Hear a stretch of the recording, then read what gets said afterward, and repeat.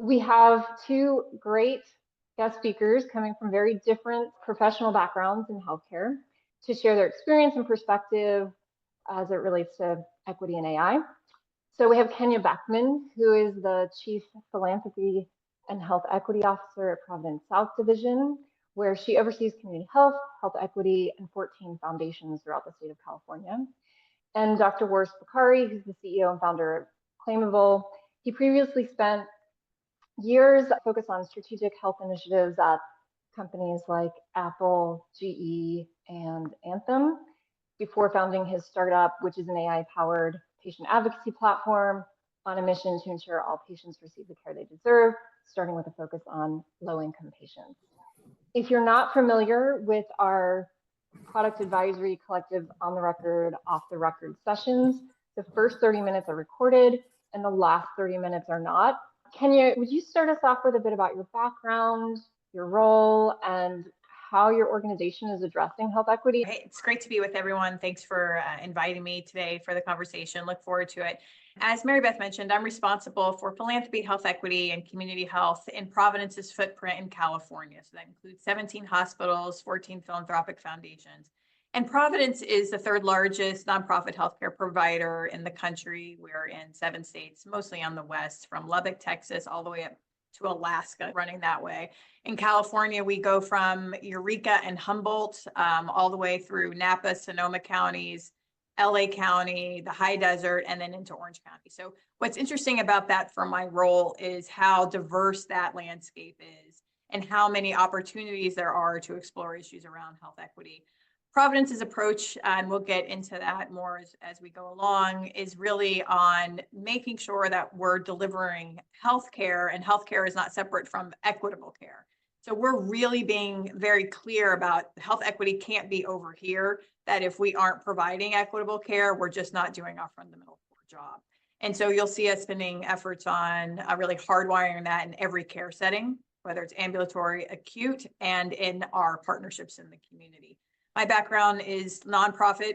I come from many generations of nonprofit leaders and then found my way into philanthropy, into health equity during COVID. We've made specific financial investments at Providence that are accelerating health equity through kind of an innovation surge investment model that we can get into as we move along. But it's been terrifically gratifying to see how much progress we've made, but also very humbling to see how much more progress there is yet to be done. So happy to be a part of the conversation today. Thank you. Warris? Thanks, Kenya. Medical doctor by training, trained in England in ICU and anesthesia, left midway through my residency to work in biotech. I worked on a lot of early stage oncology and prenatal testing efforts, and then ended up founding a company, moving to the US and being completely bewildered by US healthcare. Some of it was like trying to get access to these things. I'm asthmatic. I'm standing in a parking lot outside of the CVS and being explained to by the person on the phone why I couldn't have my medication because the pharmacy benefits manager said no. And I found that to be bewildering. Anyway, suffice it to say, I did a tour in corporate where I was at GE, Apple, a corporate executive at Anthem, because I really wanted to get deep on understanding US healthcare and some of the issues that lie within, and then spent some time at Amazon. And in the end, just wanted to do my own thing and focus on some of the problems that I think really matter. When I was reading the numbers around health insurance denials in this country, I found them to be just bewilderingly enormous. I couldn't believe the numbers, and I couldn't believe that there were real people just not getting the care they needed at that kind of scale. And so I set about trying to meet the patients and really trying to listen to their stories. What we ended up doing was building a platform to help patients appeal their denials. And right now we're beating insurance denials pretty handily and getting patients back on therapy after many months of being denied and left without care.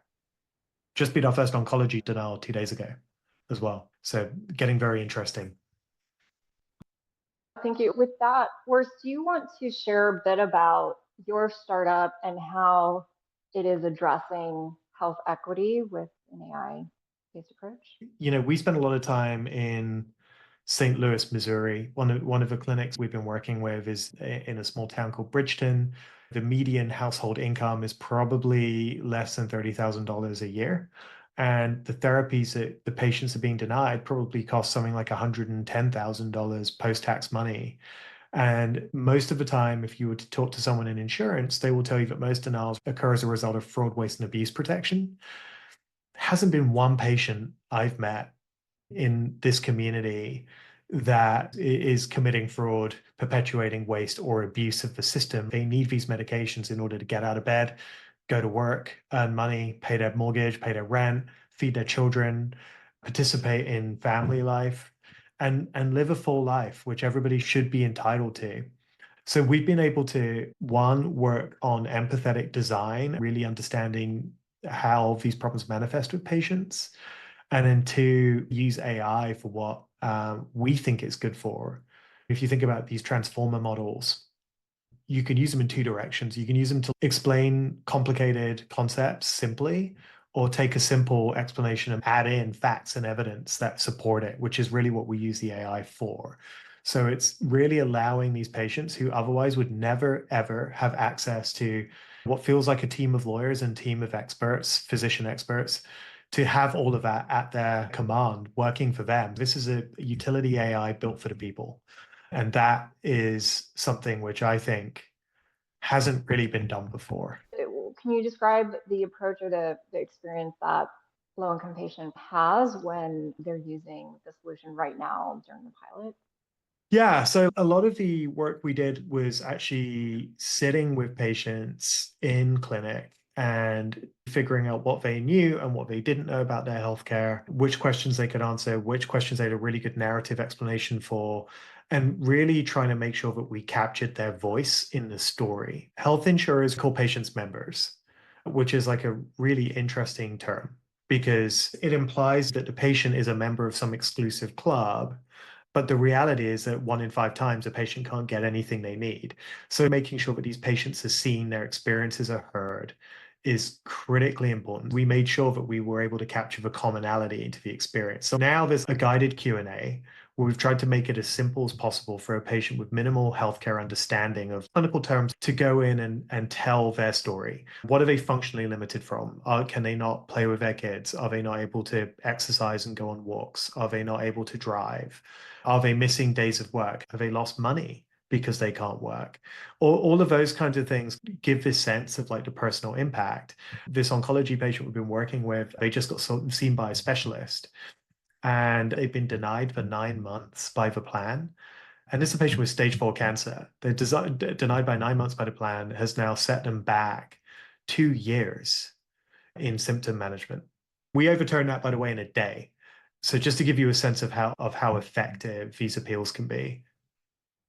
That's such a great example. So patients who go from 9 months of not being able to access care to having access within 24 hours. So what is the magic of the secret sauce facilitating that? We're an AI company, but I think AI, first of all, has to mean actual intelligence, which means that you solve a problem that matters. There has to be a hypothesis that surrounds your company that makes sense. So for us, the hypothesis was that a lot of these denials are capricious, very few people appeal, and if you lower the barrier of entry for people to appeal, you'll get a lot more people access to care. But that comes from the next thing, which I would call automated intelligence, which is really good design. And if you're not capturing the right information into a prompt for a large language model, you're going to get garbage out. So you need to design really well. Your questions have to be empathetically written. They have to be understandable to someone with little more than a high school education, and maybe not even that. You have to be careful in terms of what's compulsory, what isn't. And then you have to understand healthcare. So founder market fit matters. I get nervous when I see companies like taking on big problems in healthcare when no one in the company has any domain. Like to me, that potentially is troubling. As founders, we cross the gamut of like healthcare policy, product, marketing, and AI. We're able to bring all of that to bear in terms of the data, the experience, the design, how we're thinking about going to market, the language we use, the imagery we use, all of that matters. That's such a great point about design. And actually, I have a question for Kenya about that. My opinion, and probably the opinion of many other people, that healthcare has not been designed to be patient-centric, right? I had a speaker several months ago who explained the design was really for acute incidents, and it hasn't really evolved to address the chronic conditions that are the majority of our costs and and perhaps even arguably patient experience over the course of their lifetime. I'm just curious, what are your thoughts about how healthcare is designed and the change that you're working on, or the progress you're working on to incorporate more health equity? Perhaps you have example tech or better design. There are a couple things I wanted to pull through. One is, first, to respond to that, I would push back to say that it's not that it hasn't been designed for patients, it's been designed for certain kinds of patients. So the entire healthcare chassis of the United States, going back to its founding, has been based on one that is fundamentally oriented toward white men. And that is in every single part of the healthcare delivery system. So to the extent that there's been design, it's been reactive to a system that is fundamentally very challenging. To be in nonprofit healthcare means that you control neither what you're paid nor what you pay, fundamentally.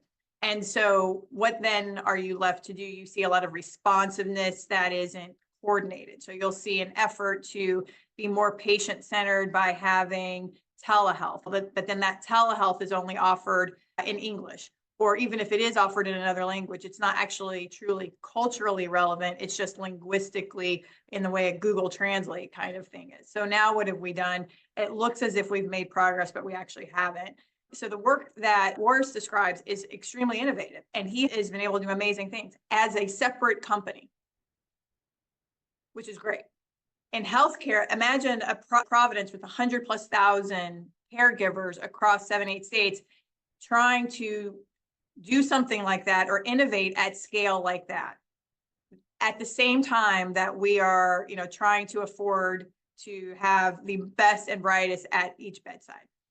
The model just isn't there. There's a big gap in innovation finding its way to what you and I experience day to day. So that's something that I think all of us involved in change and with that change mindset needs to be focused on.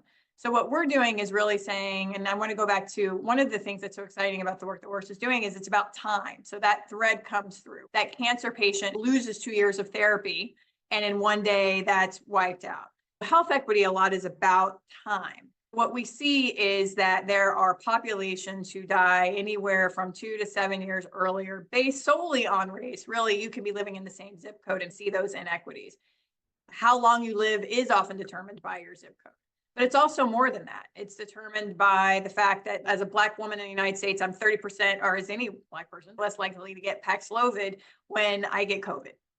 So I've seen this in real life. You go in and I complain about my symptoms and I have COVID, and it's, oh, you're fine, you're young and healthy. A 6'2" white man, 40s executive gets COVID, Paxlovid backed up in a truck to his house. And so that has a real material difference in all kinds of things. We saw during COVID that 1 in 500 Black Americans died of COVID in the United States.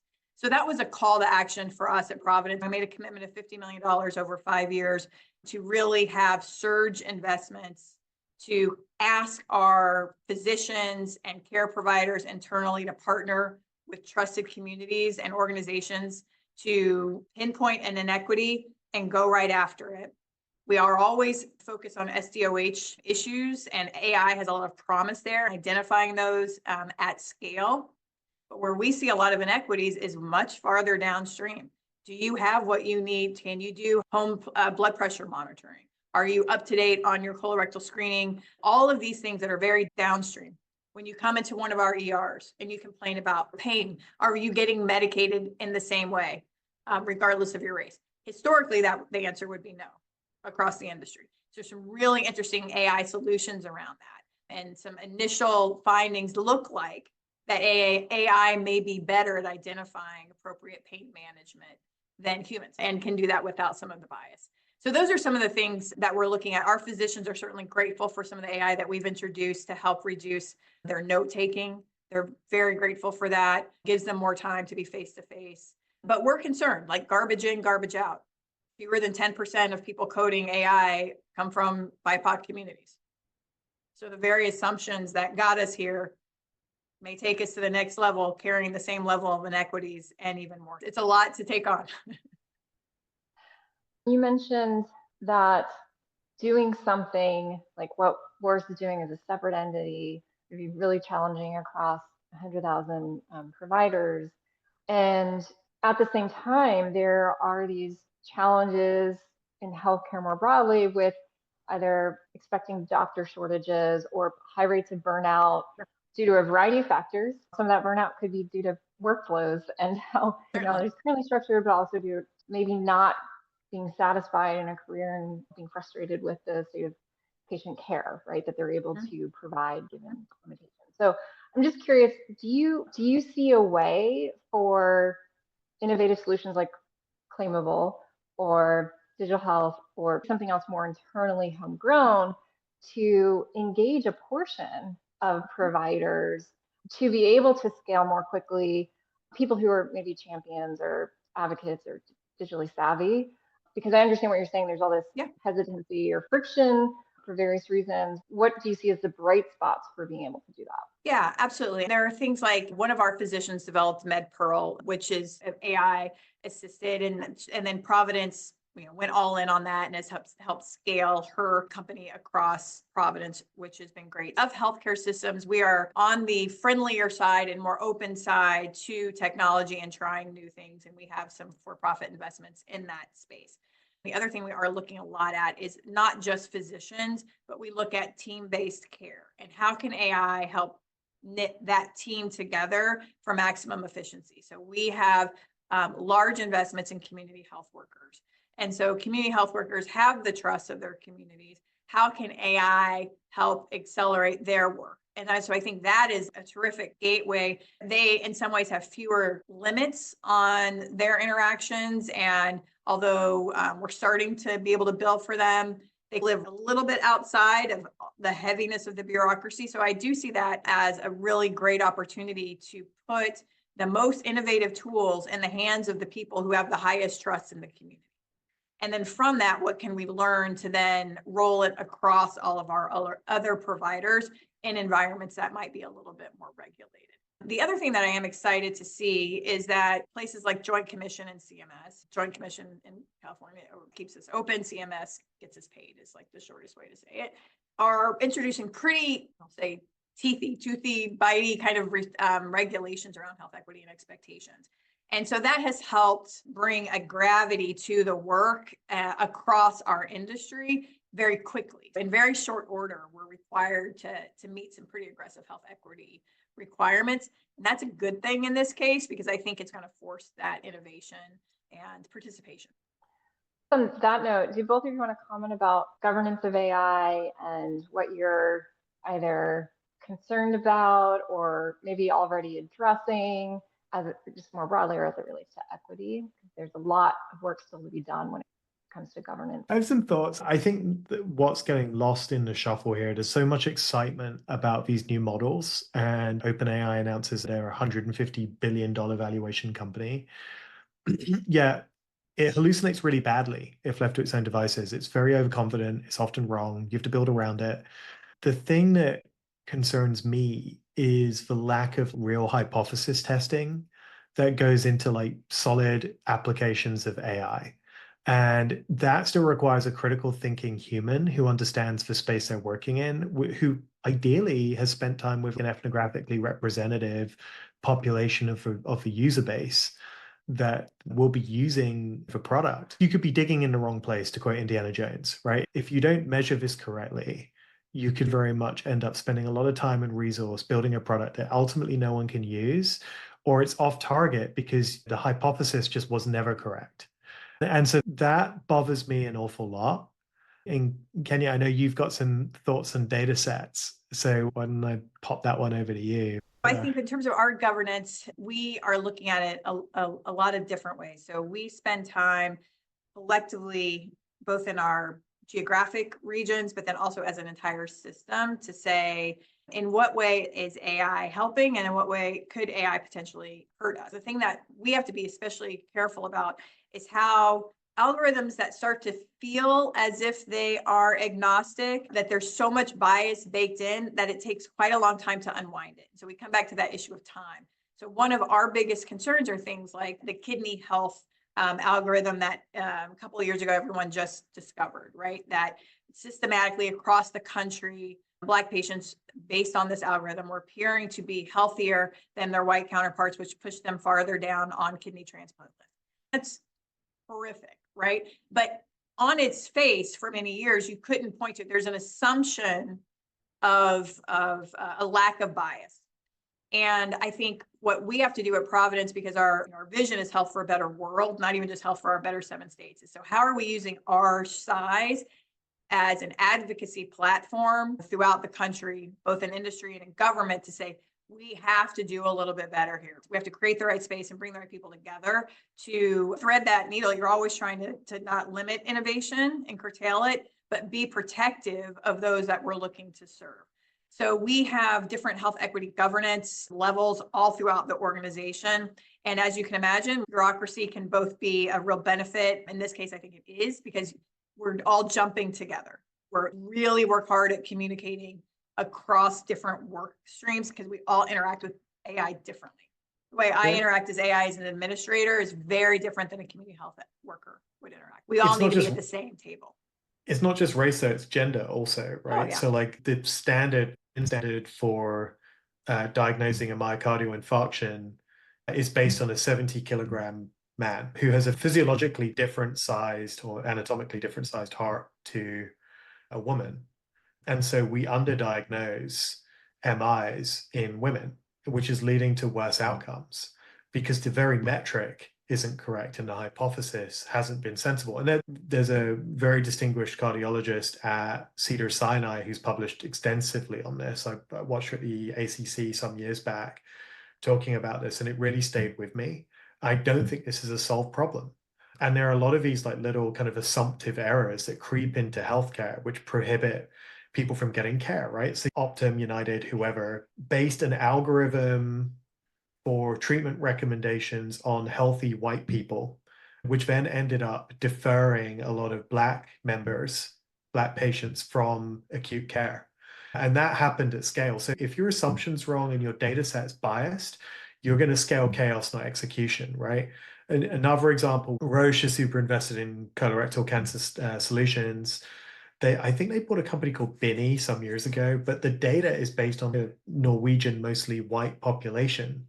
So the question is, I don't know how that scales. If you're building like diagnostics for the world, I don't know how that data set scales. And you're going to have the same problem with a lot of these large language models, that the corpus of response might be biased, in which case you might misinterpret what someone says or just not represent it adequately. And that's something that we will need to perennially watch for. I think if you look about the positive side of it, though, if you think about the potential, one of the disparities that we see a lot is within the LGBTQIA plus communities, especially trans patients who at a 25% rate will avoid going to see a primary care physician out of fear of being mispronounced or just otherwise engaged with inappropriately. So if you can imagine then, is there a way that AI could be helpful there? Like how can AI better prepare our care providers? Is there a way that you could leverage AI to start to create like a more welcoming before people even leave their homes as they're thinking about entering a care facility? Those types of things are the possibility of it is so great that we shouldn't walk away from it. We use AI to do things like on really hot days to cross-list weather with zip codes and SDOH availability of our patients in very hot areas to proactively reach out and say, what is your air conditioning accessibility? What do you need? That's amazingly powerful. To have one person doing that manually or even do a fancy Excel sheet would be untenable. So we definitely don't want to back away from it, but it is very fraught. So I think it's good to even have this conversation reflects that we're learning as an industry collectively, that we can't just go headlong.